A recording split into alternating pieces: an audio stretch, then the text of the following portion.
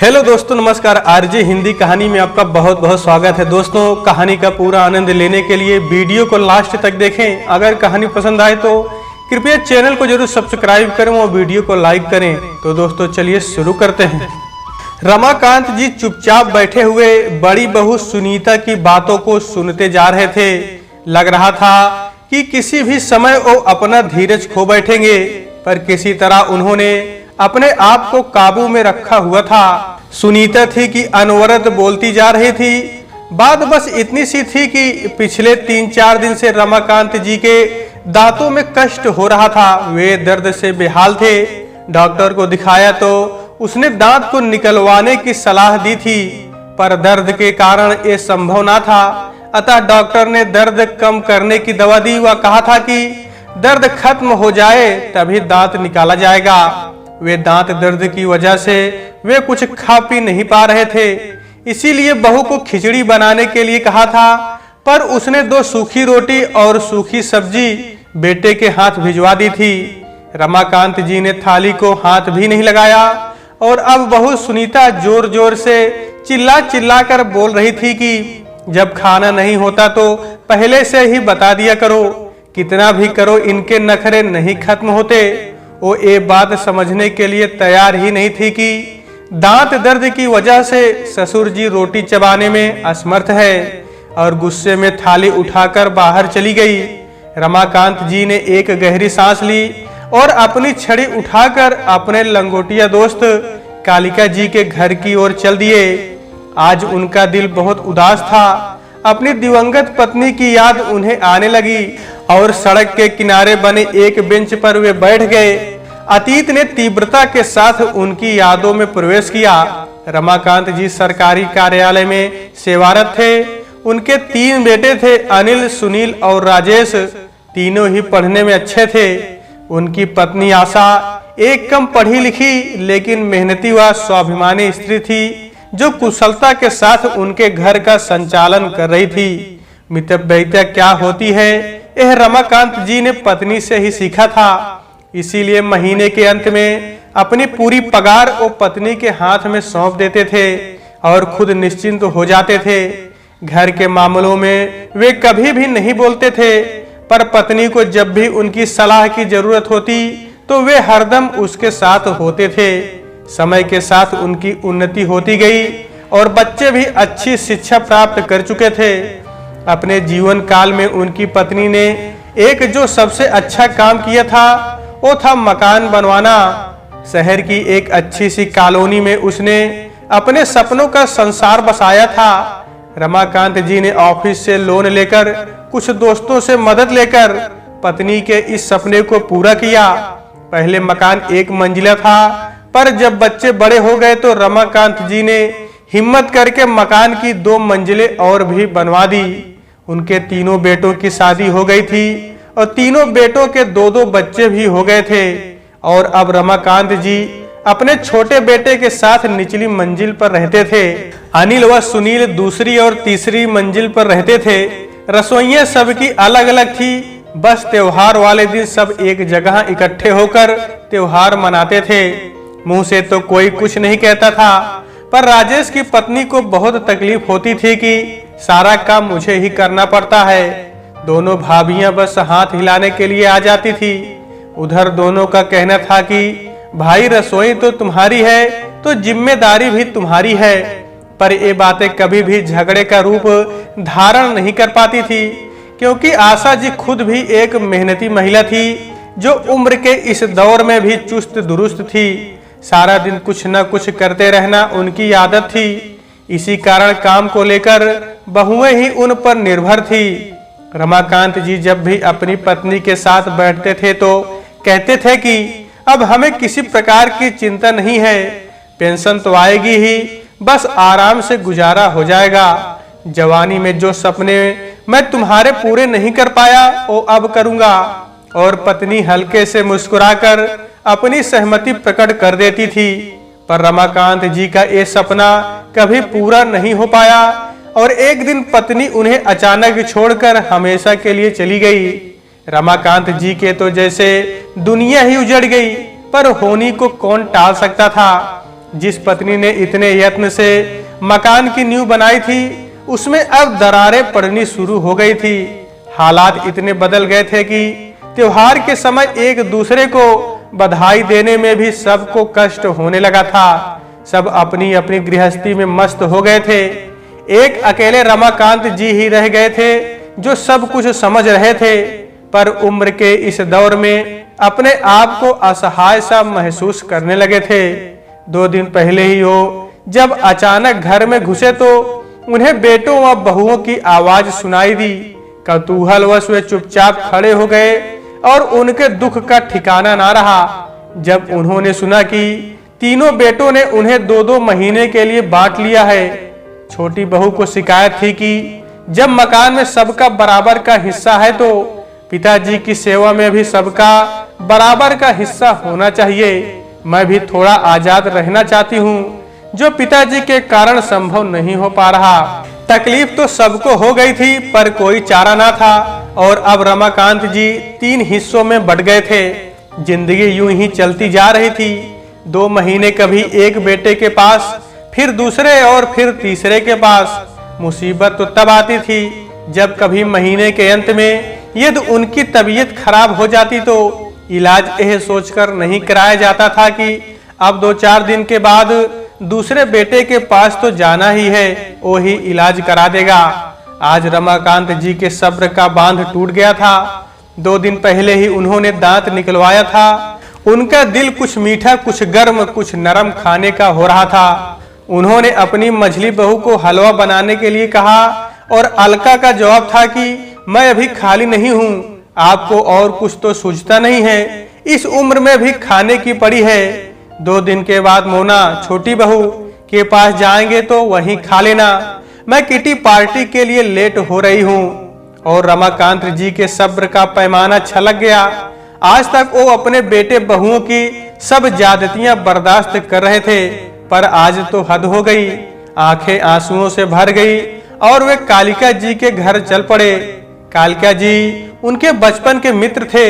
शिक्षा प्राप्ति से लेकर सेवानिवृत्ति तक दोनों साथ ही रहे। कालिका जी थोड़े व्यवहारिक बुद्धि वाले व्यक्ति थे। वे दिल से नहीं दिमाग से सोचते थे। उन्होंने अपने दोस्त को कई बार समझाया था कि थोड़ा रौब रखा करो, किस बात की तुम्हें कमी है, मकान अभी भी तुम्हारे नाम है। बेटे बहू जब भी सिर पर बैठने की कोशिश करें तो धमकी दे दिया करो कि किसी को भी हिस्सा नहीं दूंगा। पर रमाकांत जी को ये बात नामंजूर थी। उनका कहना था कि जब मकान बनवाया ही बच्चों के लिए है तो ऐसा सोचना किस लिए। लेकिन आज उन्हें लग रहा था कि अब कुछ करने का समय आ ही गया है। कालिका जी से सलाह मशविरा करके रमाकांत जी घर आकर पत्नी की तस्वीर के सामने आकर खड़े हो गए, जैसे मन ही मन उनसे विचार विमर्श कर रहे हों। एक दृढ़ निश्चय उनके चेहरे पर आया और वो भूखे पेट ही सो गए। किसी ने भी खाने के लिए नहीं पूछा। उन्हें पता था कि उनके तीनों बेटे पत्नियों के साथ गर्मी की छुट्टियों में बाहर जा रहे हैं। किसी को भी यह ख्याल नहीं था कि पिताजी क्या खाएंगे, कैसे रहेंगे। रमाकांत जी ने भी कुछ नहीं कहा। उन्हें अपनी योजना को अंतिम रूप देने का अवसर मिल रहा था। वो चुपचाप शांत भाव से बैठकर सबकी तैयारियां देख रहे थे।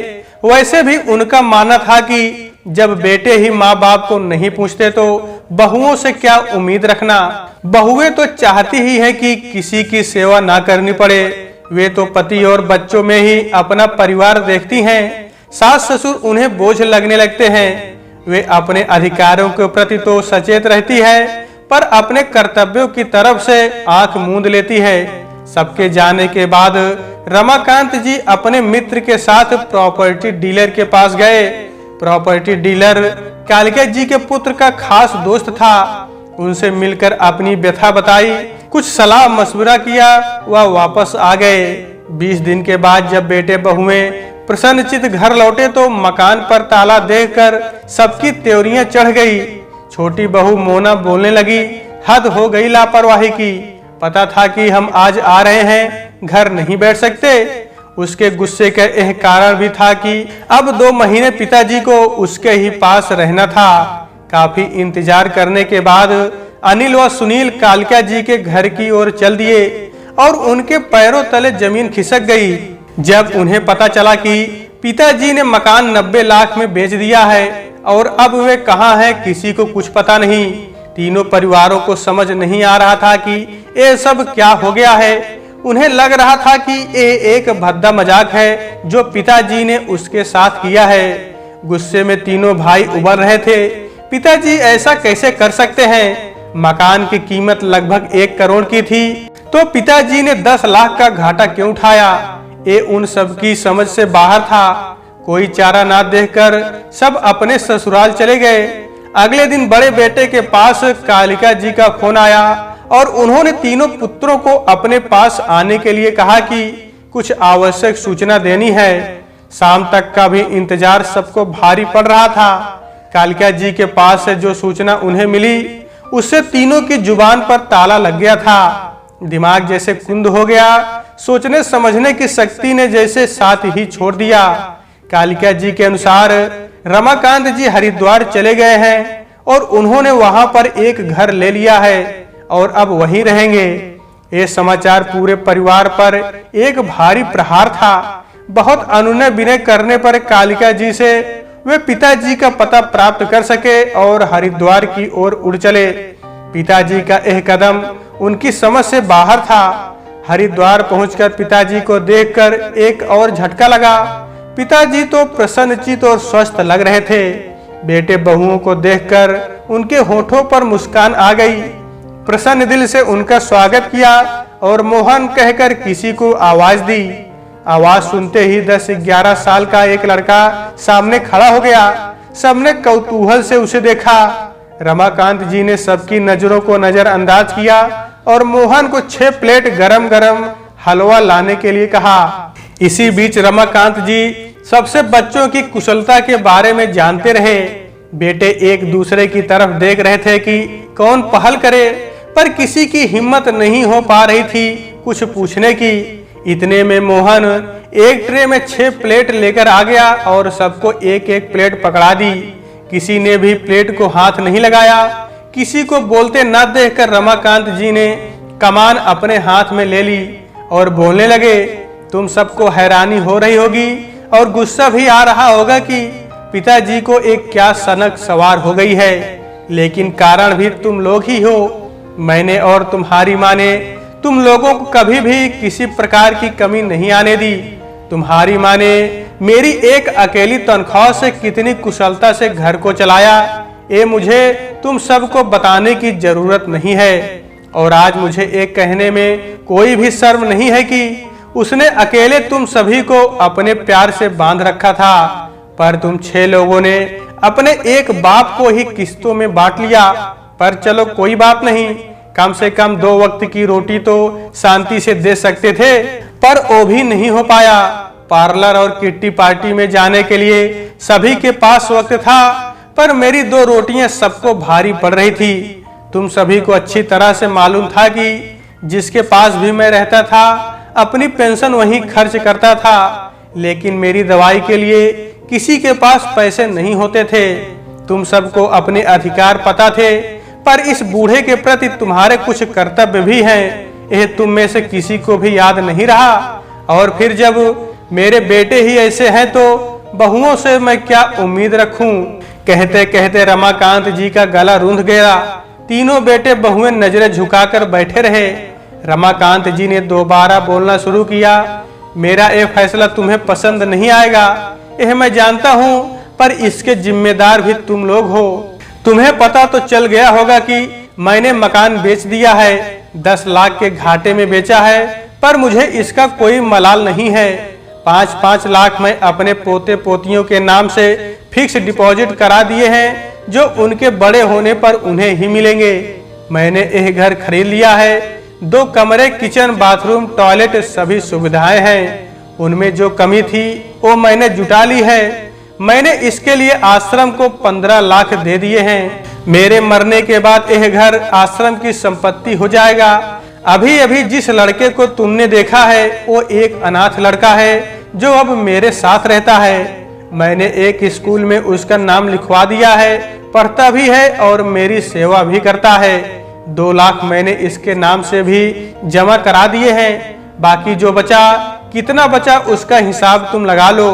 मैंने बैंक में जमा करा दिए हैं। बैंक से जो इंटरेस्ट आएगा उससे मेरा खर्च आराम से चल जाएगा। मैं अपना खर्चा आराम से चला लूंगा।